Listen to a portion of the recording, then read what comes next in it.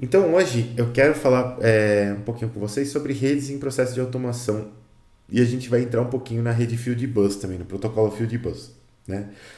As redes em processo de automação, elas são redes que elas possuem um nível um pouco mais baixo, né? A TCP/IP, ela possui um nível muito alto, ele é um nível de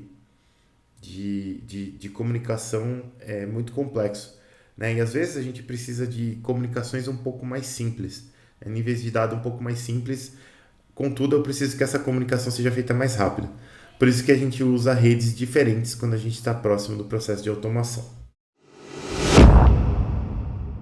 Agora que a gente já conhece os principais modelos de redes de comunicação, a gente pode estudar melhor as redes utilizadas em processos industriais. Queria que vocês lembrassem assim, ó, quando a gente fala de modelos de redes, pensa naquele modelo de sete camadas. Aquele modelo de sete camadas, ele tem absolutamente tudo que uma rede pode precisar. É, e você percebe que tanto é que o TCP/IP nem tem todas as sete camadas. Ele até tem ali escondidinhas na camada de aplicação ali, mas ele nem tem exatamente as sete camadas. Ele não implementa tudo, ele implementa só o que ele precisa. Aqui a gente vai ver nessas redes de comunicação para processo, né, para automação de processo, que você vai ter só algumas camadas também. Você não tem tudo, né? Você tem só realmente aquilo que é necessário, né? Mas você pode sempre lembrar daquele modelo de sete camadas, onde você tem tudo e aí você pode especificar o que você precisa dentro daquele tudo lá. Nesse tipo de processo tem diferentes necessidades, né? Então você tem necessidade de segurança, processo que eu digo de automação, né? Então segurança, velocidade, garantia da entrega de pacotes e etc. E nem todas podem ser atendidas ao mesmo tempo, né? Veremos agora, de maneira geral, como essas tecnologias podem ser usadas nos processos de automação. Então, repara, pensa bem. Se você tem lá um sensor que é super importante, o sensor que está medindo propagação de trinca na fuselagem do avião. Cara, esse sinal precisa chegar super rápido na ECU lá do avião, lá na unidade, né, no computador de bordo ali que seja. Precisa chegar muito rápido. Eu não posso correr o risco de, putz, caiu o pacote aqui e não entreguei. Então ninguém vai perceber que está rachando o avião no meio. Não pode acontecer, né? E por outro lado, se você pensar nessa comunicação, o host ali do lado do sensor, ele é só um sensorzinho. Ele não é um computador que tem o IP, que tem uma porta, que tem uma aplicação, que não sei o que. Aí que você vai chegar no sinal e mandar codificar, dividir esse sinal em vários pedaços, depois construir do outro lado. É muito complexo. Eu só preciso mandar um sinal, eu só preciso que esse sinal chegue logo. Então repara como você não precisa de todas as camadas para fazer o negócio acontecer, né? Numa rede de automação aqui. Vamos dar uma olhada nessas redes IOBus, né? Essas redes aqui, ó, elas são redes de entradas e saídas de topologia bus. Então a topologia bus é aquela topologia que eu tenho uma dorsal, uma grande dorsal aqui, e saindo dessa dorsal, eu tenho ramos aqui que vão até os outros elementos da rede, que podem ser sensores, que pode ser uma CLP, pode ser qualquer coisa aí. Então, nessa topologia aqui, nesse bus, vão ser enviados e recebidos dados e informações de dispositivos como estado, on-off ou condição de uma máquina. Você pode ter várias coisas, na verdade, olha. Você tem aqui, tá vendo? Ó, tem três CLPs aqui, ó, e cada CLP está se comunicando com o dispositivo I/O. Isso aqui é legal porque quando você faz o dispositivo I/O aqui que eu estou dizendo é um sensor, né? Pode ser um sensor, pode ser qualquer coisa assim. Então é legal porque a questão de endereçamento, quando você tem a comunicação entre a CLP e um sensor, por exemplo, repara que o cabeamento ele é um para um, né? Ele sai da CLP e vai para o sensor, e sai do sensor e vai para a CLP. Então aqui eu não tenho rede, né? Eu tenho uma... ou se eu tiver rede, ou se você quiser chamar isso aqui de uma rede, isso aqui seria uma rede do tipo estrela, né? Onde eu tenho CLP no centro e eu tenho uma conexão saindo do CLP e indo para cada ramo aqui dessa rede, né? Então a comunicação é direta. Eu não consigo mandar um sinal para esse cara e esse cara mandar pro do lado, né? Eu só consigo fazer a comunicação entre cada sensor e a CLP. Então isso aqui me resolve um problema de endereçamento muito grande, né? Porque aqui eu não preciso falar com o endereço. Aqui se eu escolher uma determinada porta da CLP, essa porta já vai falar com aquele sensor diretamente, né? Eu só preciso endereçar a CLP para falar aqui no bus, né? Na linha central aqui, ó. Nesse modelo aqui, né? Aqui eu tenho uma CLP que já sai um bus dela, então aqui eu tenho uma rede que precisa de endereçamento e tudo mais, né? E aqui você tem dois tipos de rede aqui. Você tem uma rede de processo, que a gente chama de Process Bus, e a gente tem uma rede de objetos, que a gente chama de Device Bus, né? Elas são diferentes porque os dados que elas carregam são diferentes, né? Os da rede de processo eles são mais complexos e da device eles acabam sendo mais simples. Depois aqui você tem essas duas redes aí aqui que se chamam de Remote I/O, né? Por que Remote I/O?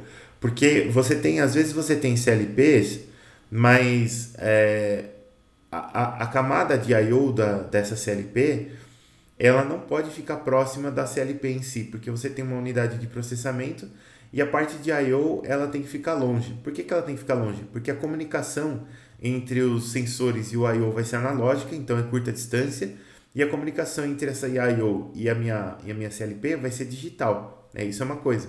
Outra coisa é, por exemplo, a topologia. Né? Então, por exemplo, eu posso puxar um cabo só que saia da CLP e vá até esse Remote I/O, e desse Remote I/O, quando ele chegar lá na aplicação, vão sair diversos cabos dele para que ele se conecte em vários sensores, várias coisas lá. Mas, para atravessar uma grande distância aqui, para chegar até a CLP, eu preciso de um cabo só daí. Né? Então, vocês vão ver alguns tipos de rede que funcionam dessa forma. Por isso que tem 3 redes distintas aqui, né? E todas elas estão se comunicando nessa rede I/O Bus central aqui, né? Para poder fazer a comunicação direitinho. Então vamos olhar para essa primeira aqui, ó, Device Bus. Então a Device Bus, como eu falei para vocês, lembra? Ó, Device Bus, informações de baixo nível, Process Bus alto nível. Então olha só, Device Bus, informações de baixo nível, sensores discretos digitais. Lidam com uma quantidade pequena de dados por vez, por isso são velozes. Então, o que eu vou ter aqui? Eu vou ter um sensor de nível, eu vou ter um sensor de fim de curso, eu vou ter uma chave, vou ter coisas assim, coisas simples, sabe? Então, eu tenho uma informação de baixo nível, às vezes é um sensorzinho discreto lá, sensor de fim de curso, 1 bit. Eu só preciso mandar se esse bit tá em estado 1, né? Se ele está ligado ou se ele está desligado, se ele está em estado 0. Só isso. Quantidade muito pequena de dados, então ela é bem rápida. E aí ela precisa ser rápida. Porque eu preciso, quando eu tenho sensor, eu preciso que o dado saia do sensor e chegue onde ele vai ser processado, seja uma CLP, seja um servidor, sei lá, o mais rápido possível. Isso não pode demorar. Tá? Depois eu tenho a Process Bus. Na Process Bus a gente já vai ter informações de alto nível. Então aqui eu vou ter sensores analógicos. Né? Então eu posso lidar com grandes quantidades de dados, mas elas são mais lentas. Então, por exemplo, aqui eu vou ter um sensor aqui que é um sensor proporcional, por exemplo. Ele vai te dar um valor entre, sei lá, X e Y volts, por exemplo. Né? E esse valor ele é bem discretizadinho, bem bonitinho. Então, o que vai acontecer? Conforme eu tenho uma alta discretização, vamos dizer que eu preciso mandar um sinal de 0 a 10 volts, discretizado a nível de milivolts. Então eu vou precisar de bit pra caramba para representar todos os níveis desse sinal aí. E para mandar depois esse sinal aí, eu também vou precisar de muitos bits, né? Então, eu já vou mandar informações de alto nível aqui. Essas informações elas podem ser outras coisas. Se a gente estiver falando de smart sensors, por exemplo, os sensores inteligentes eles já possuem na firmware deles, eles possuem uma carta de calibração. Então pode ser que eu estou mandando a carta de calibração do sensor para o CLP, para ele já ler aquele dado e já saber como que ele tem que converter aquilo ali de tensão ou de corrente para o valor que aquele sensor mede, seja temperatura, seja pressão, sei lá, qualquer coisa, vibração, qualquer coisa que ele mede, né? Então você tem um sensor, uma informação de nível mais alto. Qual que é a desvantagem? A desvantagem é que como você lida com uma grande quantidade de dados, a Process Bus ela é mais lenta. Então aqui ó, você tem as redes I/O Bus, né? Você pode dividir ela em duas partes, né? Você pode dividir ela em Device Bus ou em Process Bus. né? Na Process Bus você vai ter sinais análogos e você vai ter, depois você vai converter para digital para mandar para a rede e você vai ter muitas centenas de bytes aqui de dados. Na Device Bus você vai ter sinais discretos, né? Então você vai ter sinais com poucos bits aqui ou no máximo bytes, né? Você pode ter um sinal que tem no máximo um byte aqui, mas não mais que isso. São sempre sinais bem curtinhos na Device Bus. É, Então, olha só, de rede de processo aqui, ó, de Process Bus, você tem dois tipos principais aqui, ó. Você tem a Field Bus, né, que vem da Field Bus Foundation, e você tem a Profibus, né? Esse Fi do Fibus aqui, ele também é de Field Bus, só que esse Pro aqui tem uma outra denominação, então ela é um padrão um pouquinho diferente. Mas são redes de processo. Para device, é legal vocês saberem esses nomes aqui, Field Bus, Profibus, porque a gente vai usar bastante isso daqui. Para device bus, que são redes que vão ter pequenos dados, pequenos sensores, se você tem sensores que vão te mandar um bit, né? Então você tem essas três, não só, mas você tem esses três tipos aqui, ó. Você tem a interbus, né? O loop interbus, você tem a redezinha seriplex, ou você tem o padrão ASI, né? Esses três padrões aqui funcionam bem. E depois, se você vai mandar dados que tem até um byte, né? Um byte são 8 bits, você pode usar a Interbus S, que é essa aqui de baixo, ou você pode usar uma rede do tipo CAN bus, né? E ela pode ser dividida em SDS ou DeviceNet, tanto faz. Essa CAN bus aqui, ela é usada em muitos veículos, né? Eu acho que praticamente todos os veículos que saem hoje, mesmo os veículos de entrada, tem uma redezinha que a gente chama de rede CAN, né? Se você tem um carro mais novo do que 2010, um veículo mais novo do que 2010, você pode procurar no seu veículo por essa entrada aqui, ó, OBD2. Tá vendo? É uma saidinha assim, ó. Deixa eu ver se aqui na imagem, deixa eu ver se mostra onde tem no carro. Mas não precisa nem abrir o capô. Quer ver, ó? Opa. Tem embaixo do volante ali, você vai encontrar, depende do modelo, tem em algum lugar aqui. Mas não, ela tem essa cara aqui, ó. O conector tem essa carinha aqui, mas ele fica lá para baixo, ele fica escondido perto dos pedais ali. Sabe, se você tiver um carro, dá uma descida lá, dá uma procurada, você vai achar isso aqui, ó. Esse é o conector OBD2, tá vendo? E ele proporciona algum tipo de conexão para a rede CAN.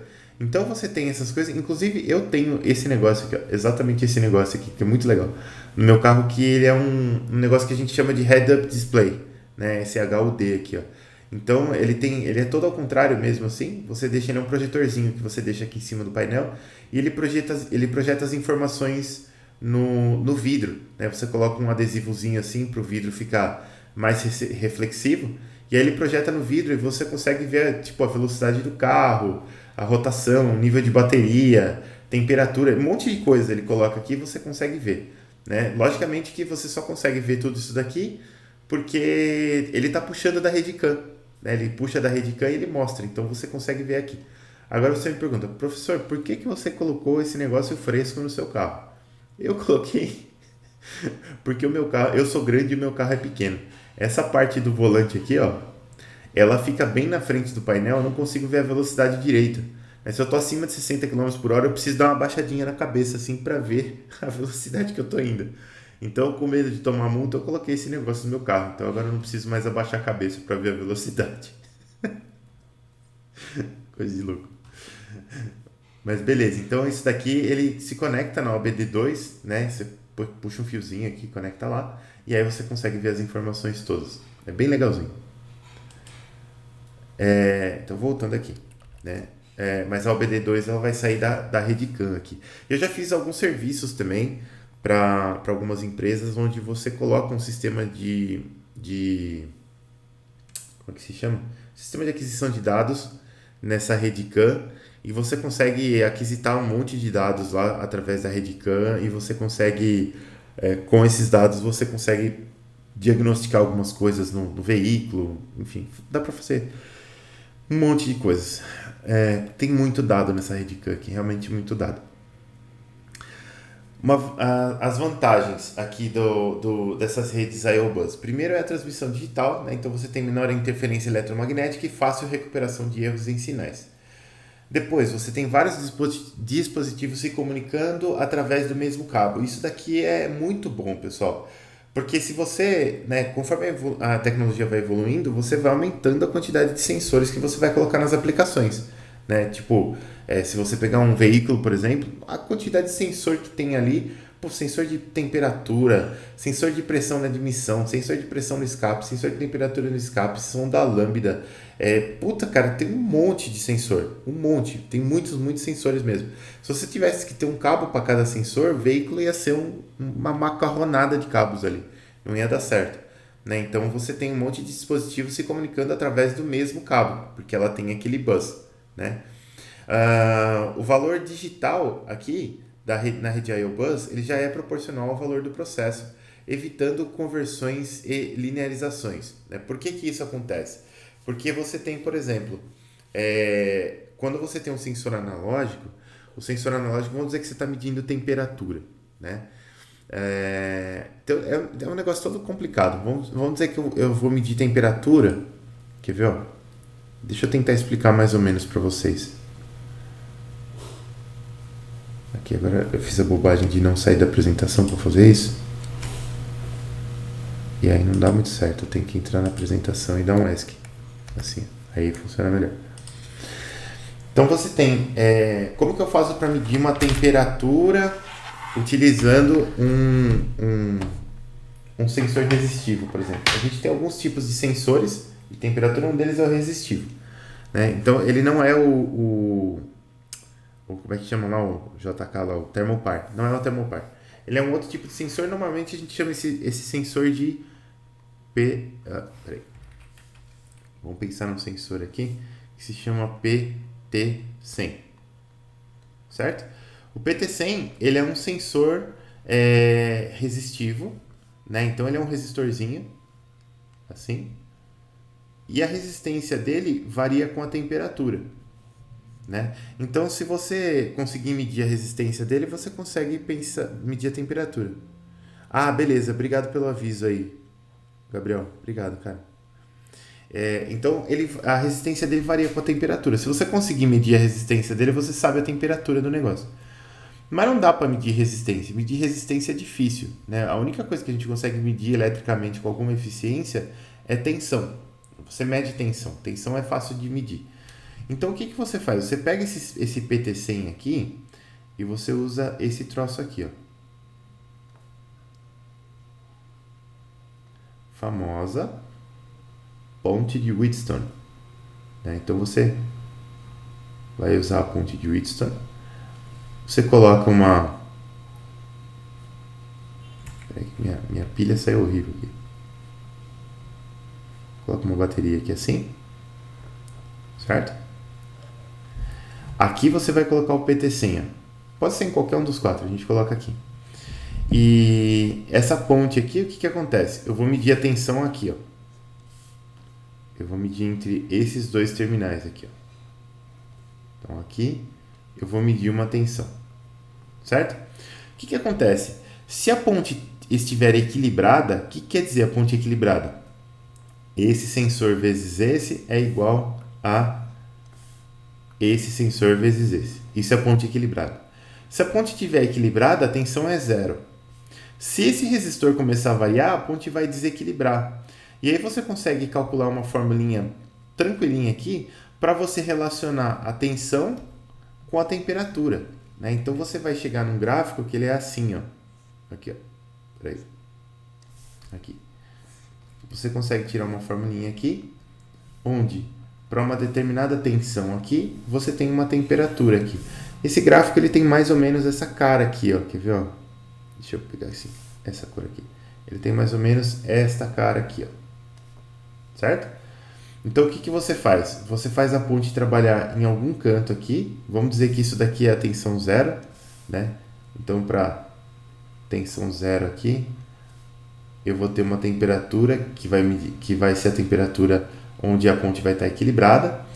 E aí você consegue, tipo assim, você consegue aproximar essa curva aqui por uma reta, certo? Então você vai ter uma zona aqui, ó. Vamos fazer assim, essa aproximação aqui, beleza? Você vai ter uma zona aqui onde você multiplicar essa tensão aqui por um determinado valor de conversão aqui, só fazer a multiplicação, vai te dar uma aproximação muito boa da temperatura, né, em torno desse ponto aqui, ó. Então você vai ter lá uma como é que chama? Uma algo que a gente chama de calibração do sensor, que é só um número que você vai usar para multiplicar o sensor, para você multiplicar o sinal de tensão, isso, para sair uma temperatura. Então eu vou ter aqui a inclinação dessa reta aqui, ó. Isso aqui vai ser a calibração. Eu falo a inclinação, mas não é o ângulo, é a tangente desse ângulo aqui, tá? Só que vai ser a calibração, né? Então, a temperatura aqui pode estar em graus Celsius, né? Então, essa calibração aqui ela vai ser dada em graus Celsius por volt, né? Então, eu vou pegar um número X de volts, vou multiplicar por essa calibração, eu vou ter quantos graus Celsius está lá a temperatura. Funciona? Funciona quando você está perto dessa faixa aqui, ó, né? Então, essa faixa aqui, ó, que eu estou traçando daqui até aqui, é uma faixa onde, peraí, aqui, daqui até aqui, é uma faixa onde eu posso usar algo que a gente chama de linearização, certo? Então, o que é a linearização? É eu poder aproximar essa curva cor-de-rosa por essa reta azul para poder só usar essa constante de calibração aqui e calcular minha tensão. Porque senão eu vou precisar fazer muita conta e o processo vai ficar lento, né? Tem que ser só uma multiplicação rápida. Então aqui eu tenho a linearização, certo? O que acontece? Ó? Se você voltar lá no slide, está dizendo assim, ó, o valor digital ele já é proporcional ao valor do processo, evitando conversões e linearizações. Então, para eu fazer a conversão, o que eu vou precisar fazer? Eu vou precisar, no mínimo, multiplicar pela calibração. E aí o meu erro aqui vai ser pequeno, porque a curva rosa e a curva azul estão próximas. Vamos dizer que eu estou medindo uma temperatura muito baixa. Olha o tamanho do erro entre a curva azul e a curva rosa aqui, ó. Eu tenho um erro muito grande aqui, né? Então, a minha calibração, né, mesmo que eu multiplicar pela calibração aqui, eu vou ter um erro muito grande na minha temperatura, né? E fora que a minha linearização aqui não está funcionando. Então, o erro ele vem da linearização, né? E aí eu vou ter a linearização, eu vou fazer uma conversão e ainda vou ter um erro grande. Então, o que acontece? Se esse sinal aqui já sai digital, que é da forma como ele sai para a rede Profibus, quer dizer, provavelmente ele foi convertido por alguma eletrônica lá dentro do sensor, ele só sai digital, você evita, primeiro, de outro lado ter que saber a calibração para receber um sinal em volts e multiplicar pela calibração para receber em temperatura. Então ele já vai receber um sinal em temperatura, você não precisa se preocupar, não precisa converter nem nada, e você não vai ter esse problema da linearização também, porque provavelmente, né, se isso daqui foi feito no nível do sensor, o sensor ele vai ter uma eletrônica que vai acabar compensando esses erros aqui, ó. Então a gente tem que tomar um pouco de cuidado com isso, tá? É por isso que o sinal, a emissão, a transmissão do sinal digital, ela tem essa vantagem, né, que você já manda um sinal que tem a temperatura, que tem a unidade certa lá, né? Então aqui, ó, o valor digital já é proporcional ao valor de processo, evitando conversões e linearizações. É isso que eu quis dizer ali. A redução da quantidade de cabos e a facilidade da expansão da rede, né? Por quê? Porque você tem uma rede do tipo bus, né? E a rede tipo bus é facinha de você expandir, porque é só você pendurar mais coisa no bus, né? Não tem, lógico que você tem uma parte lá que você tem que endereçar, tudo bonitinho, mas é só. Seguindo aqui. Aqui, ó. Eu não sei porque. Aqui, ó. Agora sim foi. Facilidade de identificação de falhas e downtime reduzido. Quer dizer, a rede bus, se você tiver uma falha em um sensor, ela só vai aparecer realmente naquele sensor. Ela não compromete outras partes da rede, né? Então você consegue identificar falhas legal e aí você não tem muito downtime, né? O que é o downtime? Downtime é você ter que parar muita coisa, você tem que tornar uma máquina indisponível para produção, para operação, por causa de alguma falha. né? Então, se você consegue identificar falhas direitinho, você reduz o downtime por consequência. Para a rede Field Bus, pessoal, a rede Field Bus, então a gente já saiu de device aqui, a gente já foi para a rede de processo, tá? A rede Field Bus, ele é uma rede digital, bidirecional, multi-drop entre dispositivos de campo inteligentes. Olha só, o negócio já foi para outro nível aqui, ó. Os dispositivos de campo eles são inteligentes e possuem ao menos 4 componentes, né, que são o microcontrolador, que está aqui, o circuito do sensor, que está aqui, o adaptador de rede, que está aqui, e a fonte de alimentação, que está aqui. Ó. Então, o que é um sensor inteligente dentro deste contexto aqui? O sensor inteligente ele é um sensor que ele faz algumas coisas por si só. Ele vai entrar na rede quase como um plug and play. Porque, de fato, o que é o sensor é só isso aqui, ó. É só o circuitinho do sensor. Então, o sensor, qual que é a definição formal do sensor? O sensor, ele vai transformar um sinal que está em algum domínio físico para um outro domínio físico mais conveniente para que você consiga saber o quanto que vale aquele sinal, né? Então, se você pegar um sensor, por exemplo, de deslocamento, um sensor de proximidade, vamos dizer assim, o que o sensor de proximidade faz?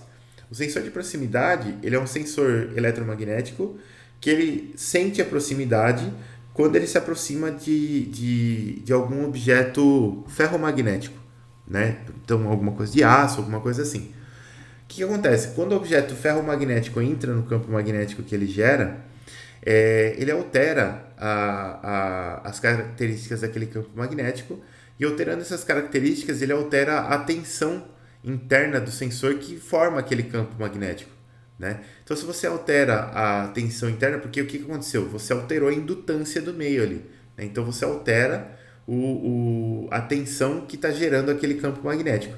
Alterou a tensão, eu consigo medir tensão. Tensão é fácil de medir.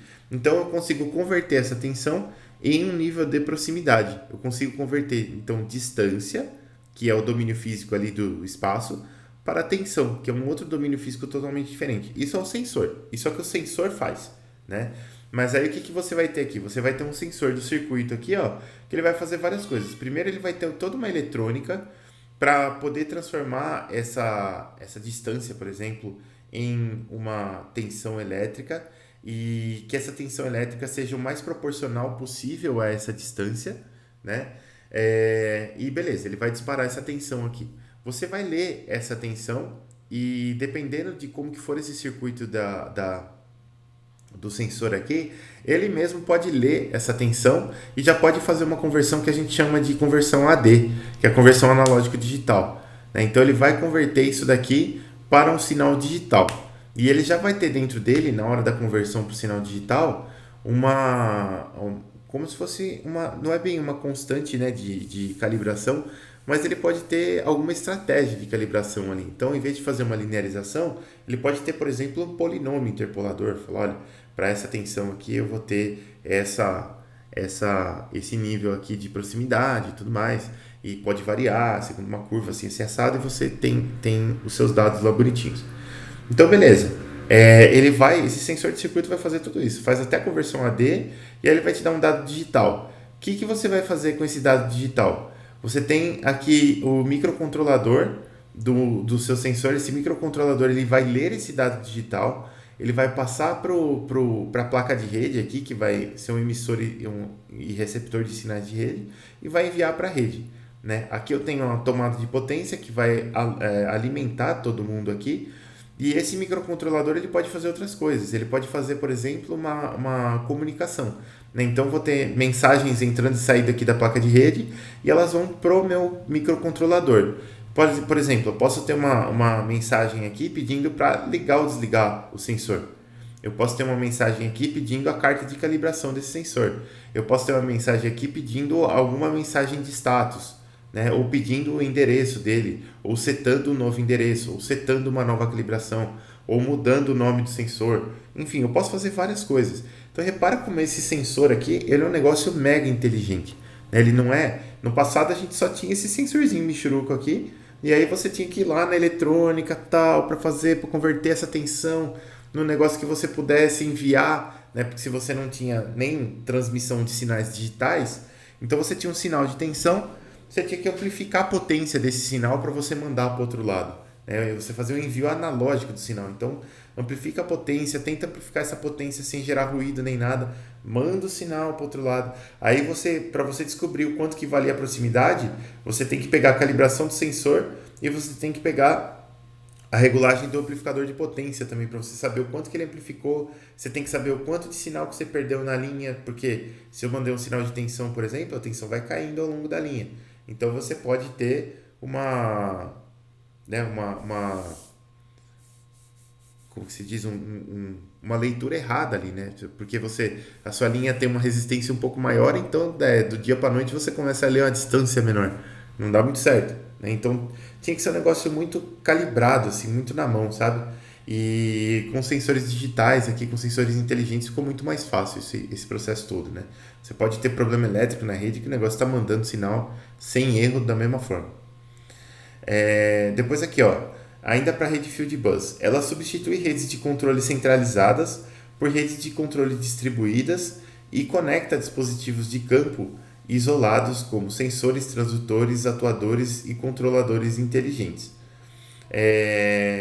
Tem alguns exemplos aqui, por exemplo, a Foundation Field Bus H1 e a Profibus PA. A gente tem dois padrões de Profibus, um deles é a Profibus PA. Tem outro que, se não me engano, é Profibus DP, alguma coisa assim. Depois a gente vai ver esse outro padrão, né? Então, basicamente, o que acontece? Você não precisa mais ter uma rede de controle centralizada. Você não pode ter, você não precisa ter uma CLP zona só gigantona controlando todos os sensores. Pelo fato de você ter essa rede, né? Lembra lá na primeira figura, eu posso conectar várias CLPs na minha rede, né? Eu posso colocar várias CLPs aqui na rede, né? Então eu não preciso de ter uma CLP zona gigante. Eu posso ter um monte de CLP espalhada lá pelo meu chão de fábrica e eu conecto todo mundo na minha rede Field Bus aqui, não tem problema nenhum. Então tá aqui. Eu tenho sistemas antigos aqui, que são esses DDC, que é o Direct Digital Control, e esses sistemas antigos mantinham o controle dos processos centralizados em um computador, né? Qual que é o problema? O problema é que se esse computador falhasse, a planta toda entraria em colapso, né? Isso aqui era um grande problema. Por isso a rede Field Bus nasceu para implementar algo que a gente chama de DCS, que é o Distributed Control System, com o uso de computadores e CLPs. Então, falhas em computadores ou CLPs afetariam apenas os dispositivos controlados por eles. Isso aqui é muito bacana, porque você pode ter um negócio que é híbrido, né? Dependendo do nível de informação. Se é uma informação muito crucial, né? Por exemplo, vou dar um exemplo para vocês aqui. Monitoramento de máquinas de usinas hidrelétricas, por exemplo. Você tem dois tipos de monitoramento. Você tem um monitoramento que é local, né? Por que esse monitoramento é local? Porque eu tenho alguns sinais ali que, se eles passarem de um determinado nível, eu tenho que desligar a máquina, porque eu corro o risco de ocorrer um acidente, né? Então, por exemplo, aconteceu um curto-circuito lá no gerador, eu tenho que desligar. Você não posso deixar o negócio em curto-circuito, porque você vai destruir tudo ali, vai gerar um incêndio, sei lá. Não pode, então tem que desligar. Ou você começou a vibrar, a máquina começou a vibrar muito, porque, sei lá, quebrou uma pá da turbina, ela começou a vibrar demais. Tem que desligar, porque se ela provocar uma ruptura na barragem ou no lugar que ela está ali, vai ser uma catástrofe, né? Não pode acontecer. Então ela desliga. Então você tem um CLP local que está controlando tudo isso daí. E se algum sinal passar de nível, ela dá um alarme e a gente faz o que a gente chama de trip da máquina. Fazer o trip da máquina é desligar a máquina no local. Ela não manda um sinal longe, depois espera voltar, é no local. E aí você tem um outro tipo de monitoramento, que é um monitoramento que é feito à distância, né? Por quê? Porque eu tenho que monitorar, por exemplo, quanto que a minha turbina produziu, né? Quantos quilowatts-hora de energia ela produziu, por exemplo. Isso daí não é uma informação crucial a nível de segurança, não é algo que eu preciso assim falar, olha, se produzir X quilowatts, então tem que desligar a máquina, senão vai explodir. Não vai acontecer nada disso. Eu só preciso monitorar mesmo a produção para níveis econômicos, até uma questão de manutenção, por exemplo, olha, a cada X tempo de operação ou a cada X quilowatts gerados, eu preciso parar essa máquina para fazer uma manutenção. Então eu posso fazer esse monitoramento à distância, eu não preciso fazer esse monitoramento no local. Posso fazer à distância, não tem problema.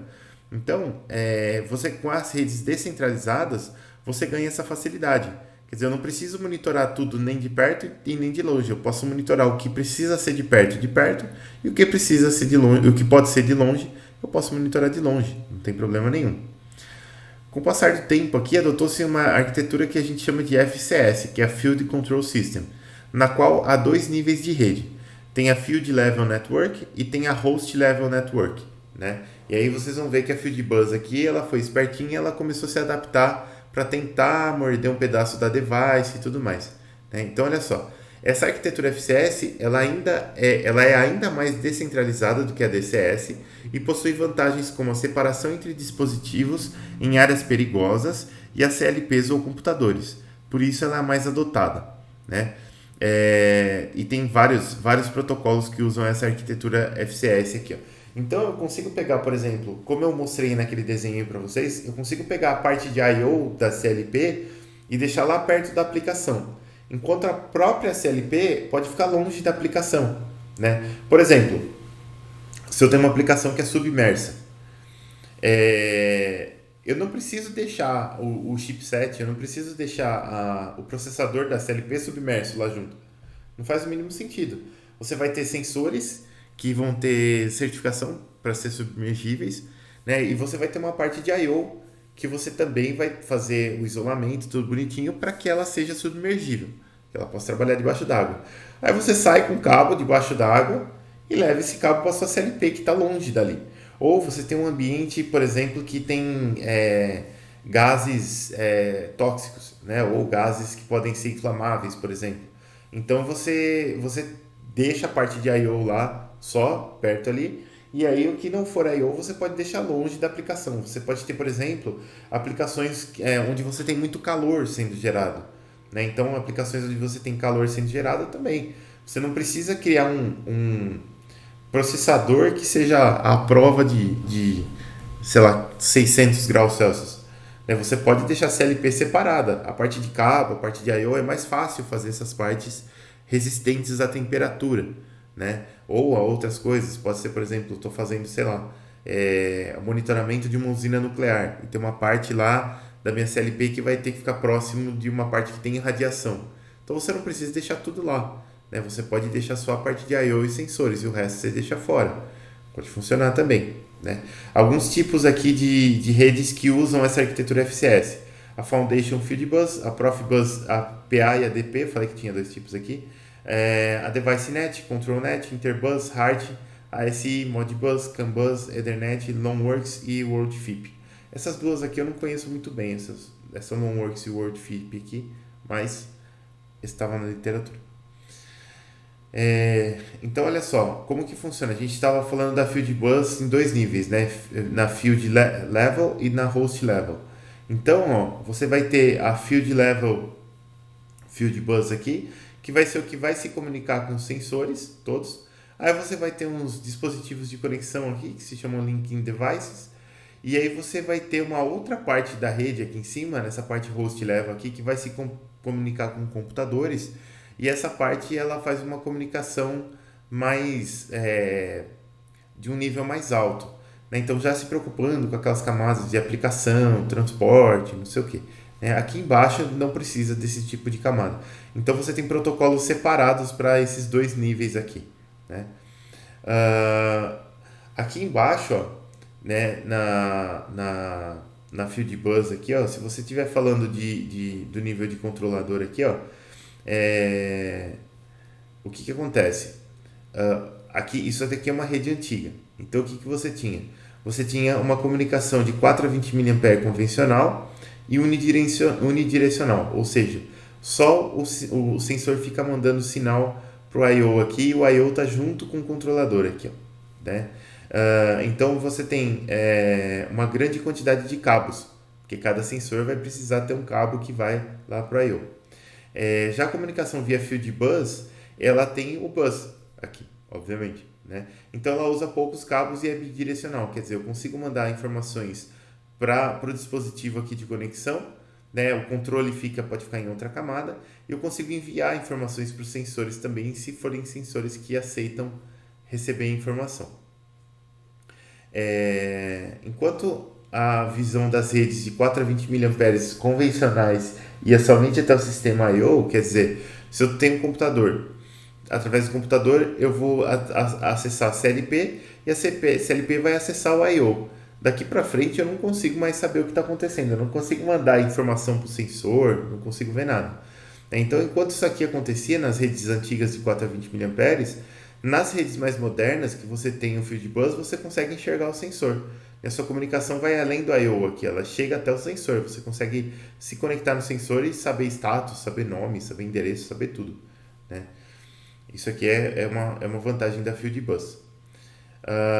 As entradas e saídas analógicas, né, que é o analog input e analog output aqui, antes eram geradas no sistema I/O e o controle PID era feito por um controlador centralizado, né? Então, isso aqui tem um pouco daquilo que a gente fazia, né?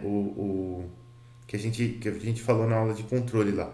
Né? Então, eu vou dar um set point para esse PID aqui e o PID ele fica dentro do CLP. Né? O PID é um controlador que a gente chama de proporcional integral derivativo. Né? Eu acho que, não sei se eu já fiz essa pergunta para vocês, mas eu acho que eu fiz para uma outra turma. Deixa eu perguntar para vocês. No curso de vocês, vocês têm a matéria de controle em tempo contínuo ou não?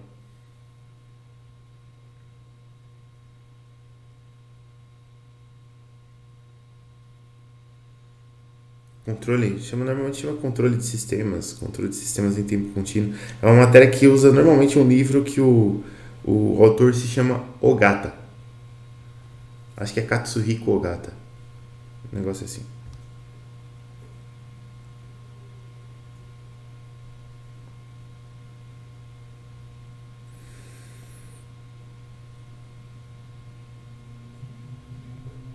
É.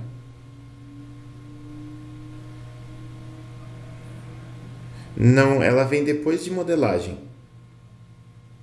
Ela vem depois de modelagem. Normalmente essa matéria se chama controle mesmo.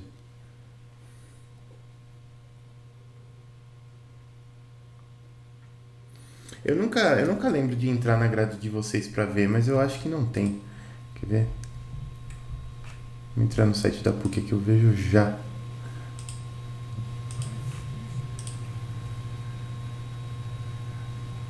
Sistemas de controle e automação pode ser, é meio genérico. Deixa eu ver aqui.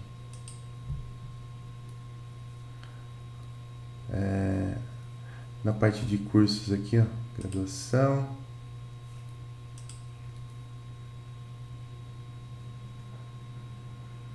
A grade é a grade nova lá no site? Ah, entendi. Enfim, é porque eu tinha falado com uma turma, acho que uma outra turma, aqui ó, engenharia de controle e automação, eu tinha falado com uma outra turma e eu acho que eles tinham dito que não tinha, se eu não me engano. Olha o Ralph aqui. Normalmente se tiver aqui pra frente, ó. Transformação, introdução de engenharia, laboratório de automação. Precisa procurar com calma, tem tanta matéria também, né? Deixa eu ver essa sistemas de automação e controle que vocês falaram aí. Tem laboratório disso, mas não tem isso. Deixa eu ver. Não consigo ver a ementa da matéria. Tá lá, Legal que o negócio dá uma acendidinha aqui, mas é só, né? Depois eu vou dar uma procurada melhor, gente, para não ficar perdendo tempo da aula aqui. Mas, basicamente, você vai projetar um controlador aqui, que é um controlador proporcional integral derivativo. Aí você vai dizer para ele o que você quer, porque você pode atuar com a CLP também, né? E ele vai dar um sinal lá para você fazer a atuação nos seus dispositivos, né? Então, no passado, essas entradas aqui elas eram geradas no I/O e o controle PID era feito dentro do CLP aqui, ó. Com essa arquitetura FCS, tanto as entradas e as saídas analógicas quanto o controle passaram a ficar diretamente em campo, é o que faz muito mais sentido, porque para você fazer a comunicação até aqui em cima e voltar com o sinal de controle, você tem atraso, é difícil fazer controle. Se você faz o controle direto aqui com sensores inteligentes, dispositivos inteligentes, é muito mais fácil fazer esse tipo de controle. Depois aqui, ó, ainda na rede Field Bus aqui, ó. Em plantas com alto risco, que é aquilo que eu estava falando para vocês da separação, em redes 420 mA convencionais, barreiras de segurança intrínseca deveriam ser implementadas para cada sensor. Então você tem na rede de 420 mA, depois a gente vai ver em alguns protocolos, que você tem alguns protocolos onde a implementação física da rede ela é uma implementação segura, então ela é uma implementação que você não tem faiscamento, não tem nada, e isso a gente chama de segurança intrínseca, né? Na rede Field Bus, você pode implementar essa barreira para um grupo de sensores. Em vez de implementar para cada sensor, você implementa já no cabo para um grupo de sensores. Inclusive mais barato de fazer, né? E aí a gente tem alguns protocolos aqui que a gente usa nas camadas aqui, ó. Repara que essa Field Bus aqui, pelo fato dela trabalhar com o protocolo lá, o host level e o field level, ela acaba utilizando vários protocolos diferentes e acaba utilizando as 7 camadas aqui, né? Oh, meu Jesus. Então, o que a gente vai ter aqui, ó? A gente vai ter a camada de aplicação aqui, ela vai ter protocolos DHCP, SNTP, SNMP, que são protocolos todos que a gente vê lá no TCP/IP, né? Acaba usando protocolos do TCP/IP. Né? A camada de apresentação e a de sessão, elas não são relevantes para o protocolo Field Bus. Adivinha por quê? Porque no TCP/IP também não usa. Né? Depois transporte, olha o TCP e o DP aqui. Camada de rede, olha o protocolo IP aqui, ó. Então repara que é uma cópia do TCP/IP praticamente, né? Aí na data link tem esse I3E 802.2 que o TCP/IP também usa, né? Então aqui alguns deles aqui esse I3E 802.2, 802.3, droga.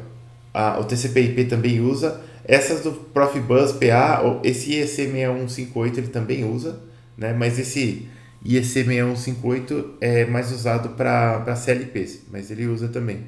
Depois a Profibus PA acaba usando essa camada da Data-Link aqui, aí o Profibus PA não tem nada a ver com TCP/IP. Mas você pode ter também nos protocolos Fieldbus. E na camada física, esse RS485 aqui ele é muito usado também, né? O RS232 e o 485, esses dois aqui são muito usados, né? Quer ver? Ó? Deixa eu ver se eu consigo mostrar para vocês aqui. RS232. Aqui, ó. Ó o cabinho do RS232 aqui, ó. Todo mundo já viu esse cabinho na vida, que ele até converte para USB. Ó. RS232 e o RS485. Dá uma olhada. Aqui, ó. Esse aqui ele já é mais... aqui, ó. A interfacezinha RS485. Mas é muito usado. Essa interface aqui é realmente muito usada, né? E você consegue conectar sinais aqui, tá bem legal. Então, essas duas, o 232 e o 485, se usa demais, tá? É importante, né, vocês saberem aí. E essas daqui não são do TCP/IP, né? Essas daqui são realmente... o TCP/IP que vai usar padrão RJ aqui na camada física, é um pouco diferente. Beleza. Sobre a camada física aqui, ó, né? Aí você tem algumas especificações, não vou passar por tudo aqui com vocês, mas só para vocês repararem que você tem modos de comunicação dependendo do protocolo que você está usando. Você pode ter comunicação duplex, meio duplex, tipo de transmissão síncrona ou assíncrona. Você pode ter aqui, ó, muda a topologia, né? O RS232 vai ser do tipo estrela, o 232C, e o resto de tudo vai ser tipo bus, menos o 100 base DX aqui, que vai ser estrela também. O tamanho da linha muda muito, né? Você pode ter de 15 metros máximo até 1900 metros máximo aqui. Codificação, olha, tem um Manchester 2 sendo usado na 6158 aqui. É, e a velocidade de conexão muda bastante também, ó. Aqui na RS422 e na 485, você pode ter até 10 megas por segundo. Enquanto na IEC 6158, você tem só no máximo 37.5K de transmissão e na 232C 19.2K. Quer ver, ó? Eu quero mostrar para vocês esse IEC aqui também. IEC 61582.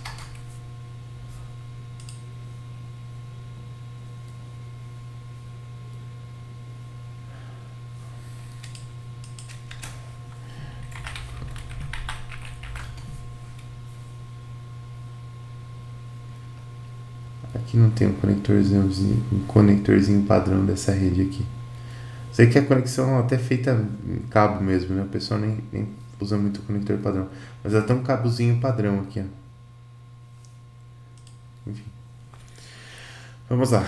Vamos continuar aqui. Então, olha só. A topologia do Field Bus. A topologia do Field Bus podem ser diversas, né? Então, você pode ter uma topologia ponto a ponto, que é a conexão entre dois elementos apenas. Aí você tem essas junction boxes aqui no meio para você poder fazer amplificação de sinal, essas coisas para você mandar o sinal mais longe. Depois você pode ter o bus com ramificações, que chamam de spurs, ou multidrop, com tamanho máximo de cada ramificação de 120 metros. Ramificação aqui, ó. Cada uma pode ter até 120 metros. Topologia do tipo árvore, né? Onde você tem as caixinhas de junção aqui, e nas caixinhas de junção você tem topologia estrela. Então, eles são vários dispositivos ligados à mesma caixa de junção, útil para quando alguns dispositivos estão geograficamente muito próximos. Depois você tem a Daisy Chain aqui, que são dispositivos conectados em série diretamente no bus principal, né? Daisy Chain aqui, a tradução direta disso aqui seria aquele caminhozinho de margarida, sabe quando vai nascendo uma margarida atrás da outra, assim? Elas nascem em linha, né? É por isso que chama Daisy Chain. Porque está conectado tudo um no outro, no outro, no outro, e aí vai tudo para o bus de uma vez só. Aqui, ó, depois eu tenho a topologia mista, onde eu posso ter, por exemplo, aqui eu tenho uma topologia do tipo árvore, aqui eu tenho um bus com ramificações, ponto a ponto, né? Se fosse só até aqui seria uma daisy chain, mas depois ela vai mudando a topologia aqui, chega num dispositivo Field Bus I/O e vai para o dispositivo central aqui, que é o host level, comunicação nível host aqui. Depois, sobre os terminadores. Esses terminadores eles também são importantes, pessoal. Em cada lado de um segmento, um terminador, que a gente chama de T aqui, é posicionado. Ele age como um módulo de impedância que tem a mesma impedância característica da linha. Ele serve para reduzir o erro de recepção de sinal, prevenindo a reflexão de sinais, né? Então, principalmente quando você tem comunicação utilizando corrente, corrente do tipo 4 a 20 mA, você manda a corrente aqui, ó, e se você não tiver esses terminadores aqui, o que ele vai fazer? O terminador, basicamente, ele é um resistor com um capacitor em série aqui, né? Ele vai dar uma filtrada no sinal, porque senão ele bate aqui, ele reflete e volta. E parece que você mandou o sinal de novo na rede, mas você não mandou, né? Então eles são compostos aqui, esses terminadores aqui, de um resistor de 100 ohms e um capacitor de 1 microfarad, que vão ligar os fios aqui, né? Como se fosse uma carguinha aqui. E aí, às vezes, de tempos em tempos, você precisa ter um terminador desse aqui, né? Dependendo da configuração da rede. A presença de apenas um terminador pode causar, em apresentação... pode resultar, não causar, né? Resultar em aparecimento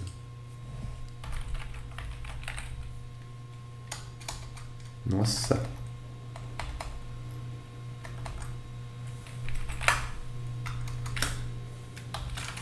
Aqui, agora sim. Então, a presença de apenas um terminador pode resultar em aparecimento de ruído esporádico, né? Então, você tem que ter vários terminadores ali.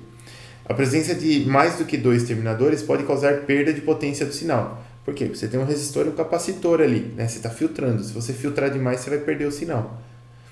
Os terminadores transformam a corrente que passa pelos cabos em um sinal de tensão que é facilmente lido pelos dispositivos da rede. Porque é a famosa mágica do circuito RC, ali, você transforma a corrente em tensão. Porque basicamente é o que o capacitor faz, né? Ele acaba transformando corrente em tensão ali, em junção com o resistor. Quando uma rede não possa ser, caso uma rede não possa ser acomodada em um único segmento por razões físicas, pode-se realizar a extensão utilizando repetidores, né? Então, olha só, integração total da planta. Ela garante redução de custos e tempo de instalação, comparando com os modelos de conexão 1 a 1 das redes de 4 a 20 mA, né? Porque você vai conseguir esticar. Aqui faltou um comentário, por isso que eu me perdi um pouco aqui. Aqui faltou um comentário de que quando você vai estender a rede, você tem que colocar repetidores por trecho, né? Isso daqui, ó, que apareceu aqui, isso aqui é um trecho de rede. Se você for esticar esse trecho aqui, você tem que colocar mais terminadores no próximo trecho. Eu acabei perdendo um pouco o ritmo aqui. Então agora sim, ó, as vantagens da Fieldbus, ela permite a integração total da planta, né? Porque você consegue estender a rede até onde você precisar. Uma grande redução de custos e tempo de instalação comparando com os modelos de conexão 1 a 1 das redes 4 a 20 mA, né? Estratégias de controle otimizadas em cada dispositivo, então não preciso gerar o sinal de controle no CLP mais. Autodiagnóstico e calibração podem ser feitas no local, né? Por causa dos sensores inteligentes, né? Tem sensores inclusive que realizam a própria calibração, você não precisa ir lá, mandar um técnico calibrar ele calibra sozinho, né? E ele se autodiagnostifica também, né? Então, se tiver alguma falha, ele gera um logzinho de falha lá dentro e você consegue ler esse log para ver se está tudo ok. Custo e tempo de upgrade são mínimos aqui, porque é só você estender a rede realmente, né? Não tem problema nenhum. E ele é um sistema completamente digital, sem a necessidade de conversões AD ou DA desnecessárias, né? Porque a conversão AD e DA já é feita no próprio sensor. Então é só conectar todo mundo ali que tá bacana. Você tem instrumentos de diversos fabricantes que podem se comunicar. Desde que o instrumento ele seja compatível com a tecnologia Fieldbus, beleza, é só colocar o instrumento lá, fazer o setup dele na rede bonitinho e já vai funcionar legal. Acabamos, pessoal. Muito obrigado por ter assistido esse vídeo até aqui. Se você chegou até aqui e gostou do conteúdo, considere se inscrever no canal, deixe seu like, deixe suas dúvidas aí nos comentários e compartilhe esse vídeo com o máximo de amigos possíveis, porque isso me ajuda muito a fortalecer esse canal, tá bom? Muito obrigado, galera, e até o próximo vídeo.